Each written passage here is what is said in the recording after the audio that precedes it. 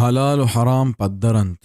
عن أبي عبد الله النعمان بن بشير رضي الله عنهما قال: حديث أبو عبد الله نعمان بن بشير رضي الله عنه روايته: سمعت رسول الله صلى الله عليه وسلم يقول: كمن شاء الله در رسول صلى الله عليه وسلم اشكت كي واجه گشتگ: إن الحلال بين حلال قدرنت، وإن الحرام بين وحرام قدرنت، وبينهما مشتبهات لا يعلمهن كثير من الناس لہتے شک و شبہوانت کہ بعض مردمش نزانت. فمن اتقى الشبهات استبرأ لدينه وعرضه، ہما کے شک و شبہ رکت ایوت دین و شرف رکھیں تگ. ومن وقع في الشبهات وقع في الحرام، ہما کے شک آما چبیت حرام کبت.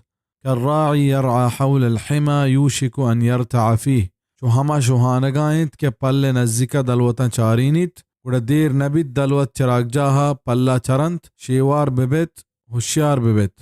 الا وإن لكل ملك حمى، ہمک بادشاہ چراگاہ ہست.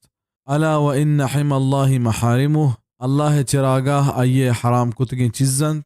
الا وإن في الجسد مضغة، شر بزانت بدن ایک چھنڈے گوشت ہستے. اذا صلحت صلح الجسد كله، آوہد شربت گردراہیں بدن شربی. وإذا فسدت فسد الجسد كله، بالوحد کے ٹگلت گردراہیں بدن حراب بیت. الا وهي القلب، شر بزانت کیا دلنت. رواہ البخاری و مسلم.